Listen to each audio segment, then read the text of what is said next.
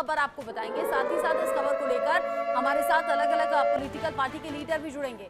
बड़ी खबर क्या है आप जान लीजिए। यहाँ पूरा बवाल एसपी सांसद रामजी लाल के बयान के बाद शुरू हुआ है। शहर शहर रामजी लाल के बयान के खिलाफ आक्रोश देखा जा रहा है। यूपी के एटा में रामजी लाल का विरोध हो रहा है। राज्यसभा सांसद के बयान पर राजपूत समाज में खासी नाराजगी है। राजपूत समाज ने रामजी लाल का पुतला तक फूका है। लोगों ने रामजी लाल के खिलाफ नारेबाजी भी की है। जिस तरीके से ये पूरी खबर सामने आई है, नाराजगी तो चारों तरफ देखने को मिल रही है, लेकिन इन सब के बीच ही अखिलेश यादव का समर्थन करना अब समाजवादी पार्टी पर भी कई सवाल उठा रहा है। यहाँ समाजवादी पार्टी के सांसद रामजी लाल सुमन ने जिस तरीके से ये टिप्पणी की शनिवार को राज्यसभा में, उसके बाद एक रिएक्शंस की भरमार है। नहीं थम रहा है ये घमासान। राणा सांगा पर ये जो विवादित बयान दिया गया है एसपी सांसद की ओर से, उसको लेकर अब तमाम जो प्रतिक्रियाएं हैं वो सामने आ रही हैं। खास तौर से जो राजपूत समाज है, जो हिंदू संगठन है, वो भड़क गए हैं और खलबली के बीच में राणा सांगा पर जो बयान दिया गया है उसके खिलाफ अब रामजी लाल सुमन का पुतला फूका जा रहा है। अब अलग अलग तरीके से कुछ विवादित टिप्पणी भी की गई है। कोई कह रहा है जीप काट दो तो इनाम देंगे, कोई कह रहा है कि खिलाफ कार्रवाई होनी चाहिए। इन सब के बीच आरोप प्रत्यारोप का दौर जारी है। समाजवादी पार्टी के सांसद फंस गए हैं अपने बयान के बाद और इधर बीजेपी हो गई है आक्रामक। रामजी लाल के विरोध की तस्वीरें आप देख रहे हैं। सड़कों पर आकर यूपी के एटा में ये तस्वीरें सामने आई। रामजी लाल सुमन के बयान का विरोध हो रहा है, कार्रवाई की मांग हो रही है। दूसरी तस्वीर जहां पर पुतला फूका जा रहा है वो यूपी के आगरा से सामने आई है। रामजी लाल सुमन का पुतला फूकते हुए ये विरोध हो रहा है, प्रदर्शन हो रहा है और यहाँ इस विरोध प्रदर्शन के बीच में पुलिस की भी पैनी नजर बनी हुई है। पुलिस चाहती है कि यहाँ किसी भी तरीके से हालात बिगड़े नहीं, कंट्रोल में रहे। रामजी लाल सुमन ने दरअसल ये कहा था कि राणा सांगा बाबर को लाने वाले थे, इसकी कोई टिप्पणी नहीं करता है। बाबर का जिक्र जरूर होता है, लेकिन राणा सांगा का जिक्र इसलिए भी होना चाहिए क्योंकि बाबर को वही हिंदुस्तान लेकर आए थे। इस बयान के बाद चौतरफा घिर गए हैं अब रामजी लाल सुमन। रामजी लाल के खिलाफ लोगों का गुस्सा फूट रहा है और उस गुस्से की अलग अलग तस्वीरें भी सामने आ रही हैं। समाजवादी पार्टी के सांसद हैं रामजी लाल सुमन, जिनके बयान पर बवाल हुआ है।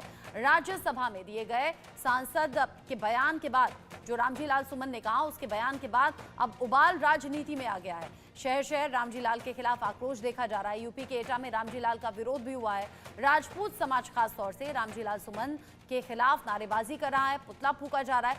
लोगों ने रामजी लाल के खिलाफ नारेबाजी तक की है। आगरा में रामजी लाल का पुतला फूका गया। हिंदू महासभा का रामजी लाल के खिलाफ प्रदर्शन हो गया है और तेज, जिस पर अलग अलग प्रतिक्रियाएं भी हैं, अलग अलग तस्वीरें भी हैं। रामजी लाल के खिलाफ जमकर नारेबाजी के बीच में पुलिस प्रशासन भी पहले से ज्यादा चुस्त हो गया है, पहले से ज्यादा मुस्तैद हो गया है। इन सब के बीच एक और बड़ा अपडेट भी जान लीजिए। आगरा से तस्वीर सामने आई है। रामजी लाल का पुतला फूका गया। हिंदू महासभा का रामजी लाल के खिलाफ प्रदर्शन हो गया है तेज। रामजी लाल के खिलाफ जमकर नारेबाजी भी हुई है। राणा सांगा का अपमान करने का आरोप लग रहा है समाजवादी पार्टी के सांसद पर और उसके बाद जो प्रतिक्रिया है, जो गुस्सा है वो सामने आ रहा है। इसी गुस्से के बीच में जब सड़कों पर लोग आ गए, आगजनी कर रहे हैं, पुतला फूक रहे हैं, इस पुतला फूकने के बाद में जगह जगह सेफ्टी सिक्योरिटी के इंतजाम भी बढ़ाने पड़े हैं यूपी पुलिस को।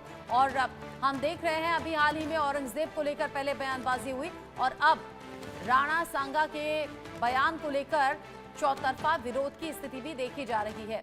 मेरे साथ इसको लेकर बात करने के लिए अश्विनी शाही जुड़ गए हैं, बीजेपी के नेता मयंक शुक्ला जुड़ गए हैं, समाजवादी पार्टी के प्रवक्ता डॉक्टर अविनाश शर्मा जुड़ गए हैं राजनीतिक विश्लेषक के तौर पर। आप तीनों का ही इंडिया न्यूज पर स्वागत। सबसे पहले मयंक शुक्ला जी, आप ही का रुख करना चाहूंगी। ये क्या बोल दिया समाजवादी पार्टी के सांसद ने जिससे देश भर में उबाल आ गया? देखिए, आपने अभी ये कहा कि क्षत्रिय समाज नाराज है और हिंदू सभा के लोगों ने पुतला फूका है, तो इन लोगों को ये बयान भी जारी कर देना चाहिए कि ये रामजी लाल सुमन जी को हिंदू मान रहे हैं कि नहीं मान रहे हैं, क्योंकि इसमें जिस प्रकार का राजनीतिकरण किया जा रहा है उससे स्पष्ट होता है कि कहीं ना कहीं मानसिक द्वेष के तहत भी राजनीति की जा रही है। अगर कोई बयान आया तो उस बयान का विश्लेषण करने का काम इतिहासकारों का है। अगर इतिहासकार ये बताए कि वो गलत कह रहे हैं तो ये बात इतिहासकारों को स्पष्ट कर देना चाहिए कि अगर वो गलत कह रहे हैं। मगर राजनीतिक द्वेष से, जातीय द्वेष से अगर इस प्रकार का पुतला फूंकने का कार्यक्रम होगा, इस तरीके से विरोध होगा, तो ये कहां तक जायज है?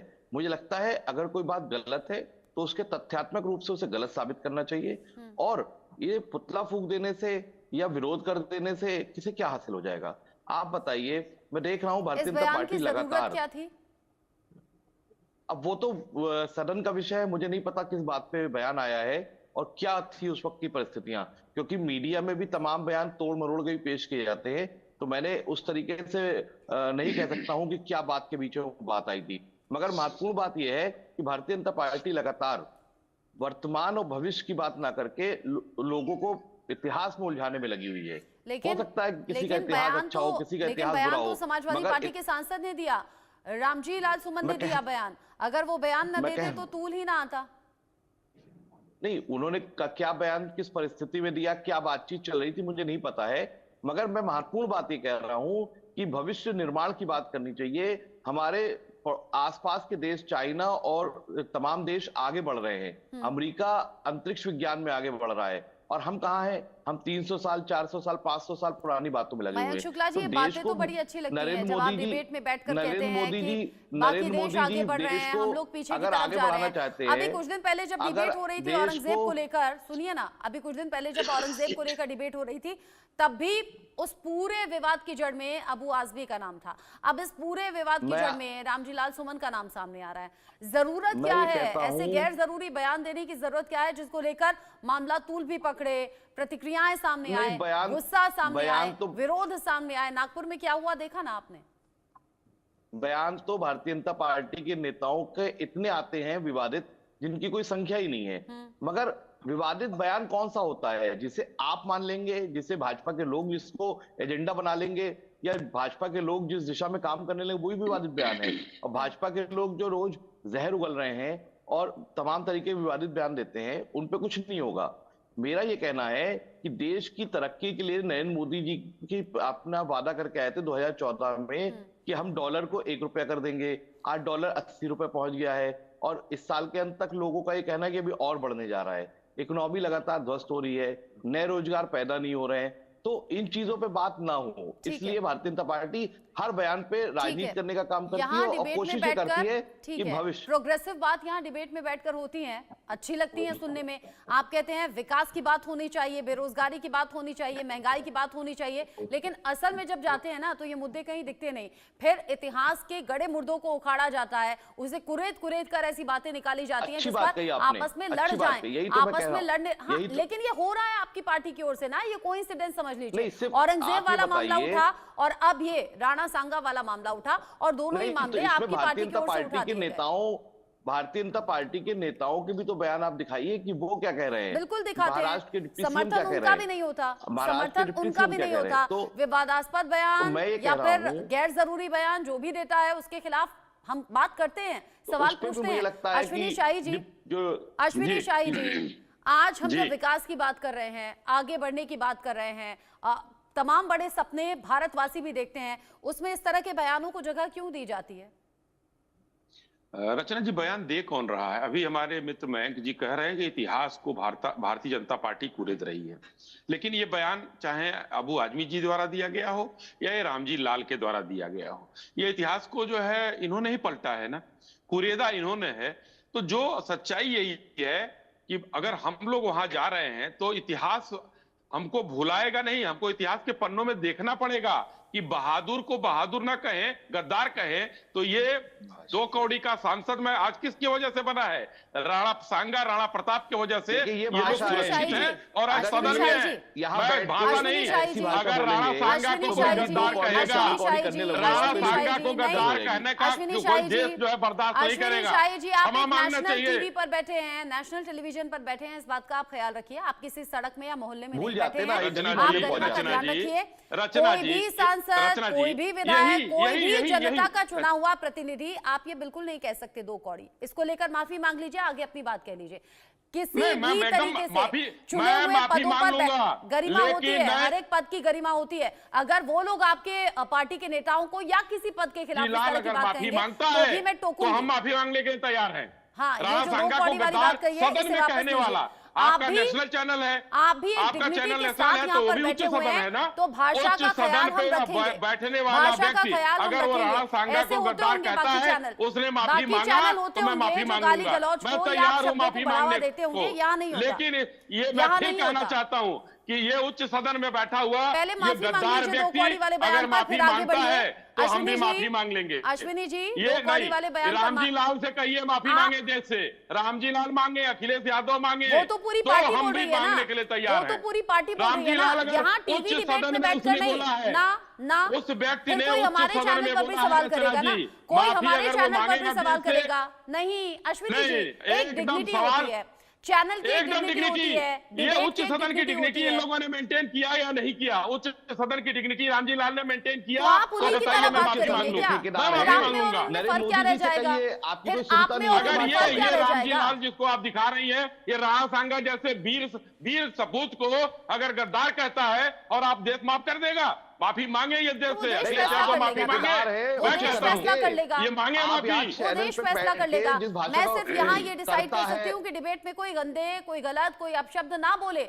हमें यहाँ कोई डिग्निटी अपशब्द मेंटेन नहीं कहा करनी गया होगी। है, ना कोई हमारे देश में चलिए, वीर आपके हिसाब से सपूतों को होगा। अगर कोई जी, बुलाने आपके वाला हिसाब से बात करेगा, भाषा है। मैं जिसकी मैं ऐसे आइडियल शब्दों को आइडियल कतई अगर समर्थन नहीं लोग देती, होंगे, मैं ऐसे शब्दों को कतई औरंगजेब बढ़ावा नहीं देती, और बिल्कुल नहीं। ये कल बाबर को इनके वो आपकी आइडियल पार्टी हैं, के तो नेताओं इनको और हमारे सांसदों आइडियल को नहीं ऐसा हो बोलने सकते, लगेंगे। हमारे लिए नहीं, दो कौड़ी के नहीं नहीं, रहेंगे, नहीं, मैं इस बात को बिल्कुल एकदम बढ़ावा रहेंगे। नहीं रचना दूंगी। जी, रचना जी, गलत ना है, इस पर गलत कोई है, समझौता नहीं है, गलत देश से है, माफी मांगे, गलत है, ये गलत है। अभी वो एकदम यहाँ बैठकर आपको अगर बोलने लगेंगे, मैं कहूं कि बोलने दें, मैं कहूं कि बोलिए, नहीं। ये गलत होता है। अब टीवी की आखिर रामजी लाल ने कहा बोला? चैनल की एक डिग्निटी रचना है। जी, नहीं, डिबेट की रचना एक जी, डिग्निटी रामजी होती है। लाल कहा नहीं, बोले? ना, सदन की डिग्निटी नहीं होती ना। है, अरे सदन तो की भी डिग्निटी होती है ना। समर्थन किसने किया? कोई समर्थन कर रहा है नहीं तो क्या आप यहाँ माफी बैठकर? मांगे ना, नहीं तो वही शब्दों मैं का कह रहा हूँ, ख्याल माफी रखिए आप। मांगे। नहीं, मैं शब्दों का, आपकी भावनाओं प्लीज का आदर शब्दों का। करते हुए माफी मांग लूंगा, लेकिन प्लीज शब्दों का रामजी लाल ख्याल। माफी मांगे, अगर आप एक अखिलेश सभ्य यादव माफी भाषा मांगे। में सभ्य तरीके से अपनी बात रखेंगे ना, एकदम उसका सभ्य इम्पैक्ट भाषा में अलग मैं होता है। बोलूंगा।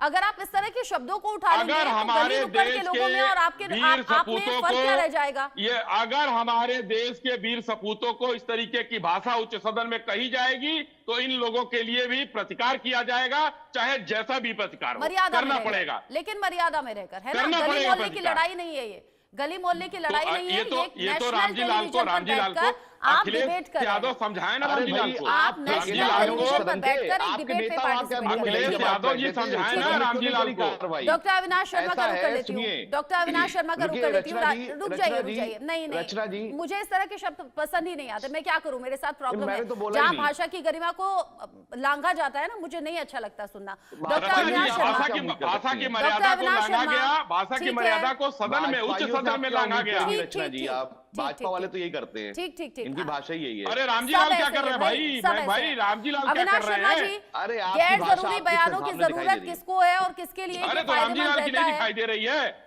एक राजनीतिक विश्लेषक को सुनिए, आप दोनों शांत रहिए। अविनाश जी, देखिए रचना जी, मैं आपको बता दूं, अब ये 1947 वाला भारत नहीं है जो काफी लंबे टाइम से गुलामी के कालखंड से जो आजाद हुआ था, चाहे वो अंग्रेजों की रही हो, चाहे वो मुगलों की रही हो, चाहे वो किसी भी राजवंश की रही हो। पर जिस प्रकार से सदन में समाजवादी पार्टी के जो सांसद हैं, उन्होंने जो ये एक महाराणा सांगा का जो अपमान किया, प्रयास ही नहीं किया, उन्होंने अपमान किया, ये बिल्कुल इतिहास इस बात का गवाह है कि राणा सांगा जैसे वीर, महाराणा कुंभा, राणा सांगा, राणा प्रताप, मैं खुद राजस्थान की भूमि से आता हूं जो वीरों की और शौर्य की भूमि कहलाती है, उस भूमि के लाल के लिए जिसने हमेशा संघर्ष किया, काफी युद्ध जीते और अब भारी आक्रांताओं को उन्होंने आगे नहीं आने दिया और उनके खिलाफ काफी लड़ाइयां लड़ी। इतने संघर्षों के बावजूद उस मेवाड़ के शासक को इस प्रकार से अपमानित जो इन्होंने किया है, वो किसी भी सूरत में जायज नहीं ठहराया जा सकता। दूसरा, मैं आपको ये भी बता दूं कि जिस प्रकार से समाजवादी पार्टी का जो चाल चरित्र और ये जो चल रहा है, ये वही समाजवादी पार्टी है जो 1990 में निहत्थे कार सेवकों पे गोलियां चलवाते हैं और इनका अरे क्या भाजपा के दूसरे प्रवक्ता को बुला लिया क्या आपने राजनीतिक विश्लेषक बनाकर? इन्हें बता देना चाहता हूं, ये गलत बात कर रहे हैं। अभी इन्हें पता नहीं है सुनिए, नृपेंद्र मिश्रा जी ने खुद बयान दिया है कि नेताजी ने गोली चलाने को नहीं कहा था। आज भाजपा ने नृपेंद्र मिश्रा को मंदिर का अध्यक्ष बना रखा है। तो सामान्य ज्ञान ठीक रखिए। ये झूठ फैला रहे हैं, समाजवादी पार्टी के लोग झूठ फैला रहे हैं। गला मत साफ करिए। आप यहाँ पे गला साफ कर रहे हैं, अच्छी बात नहीं है। विश्लेषक बन के बात करिए, राजनीति मत खेलिए। आपको पहले तो पूरी बात पता नहीं है। उन्होंने गद्दार भी बोला, उन्होंने और भी बहुत कुछ बोला आपके सांसद ने। बोला है। अरे राजनीतिक खेल मत करिए। आपने 1990 पे पहुंच गए। मयंक जी, राजनीतिक खेल कौन कर रहा है? मयंक जी, राजनीतिक खेल कौन कर रहा है? डिबेट में बैठकर अच्छी बातें की जाएगी, मैं बोलना चाहता हूँ, टीवी डिबेट से बाहर निकलते ही दो प्रवक्ता बुलाए मयंक हुए हैं। जी, सुनिए मयंक जी, रचना जी, मेरी बात सुनिए। सबकी अपनी विचारधारा हो सकती है, कोई किसी के सपोर्ट में हो सकता है, कोई किसी के सपोर्ट में हो सकता है, लेकिन इन बयानों की जरूरत है क्या? मयंक जी, आप रचना जी मुझे बोलने दीजिए। मैं आप ही से तो सवाल पूछ रही विश्लेषक हूँ, बन के मैं आप ही से तो सवाल पूछ रही हूँ। इस तरह के गैर जरूरी बयानों की जरूरत होती कहाँ है? हाँ ठीक, आपने बहुत अच्छी बात कही। अभी जो राजनीतिक विश्लेषक बैठे थे, ये मुझे लगता है कि भारतीय जनता पार्टी आरएसएस की मानसिकता से बहुत ग्रसित है। 1990 की बात कर रहे हैं। पहली बात तो 1992 की बात है। सामान्य ज्ञान बहुत कमजोर है इनका। दूसरी बात यह है कि इन्होंने नृपेंद्र मिश्रा जो उस वक्त वहां पे अधिकारी तैनात थे, उन्होंने अपने बयान में खुद कहा कि नेताजी ने गोली चलाने का आदेश नहीं दिया, गोली चलाने का आदेश मैंने दिया था। भारतीय जनता पार्टी ने उन्हें आज मंदिर ट्रस्ट का अध्यक्ष बना रखा है। बीच मत बोलिए, आप नहीं बोल पाएंगे फिर मैं बोलूंगा। ये माफी कब मांगेंगे?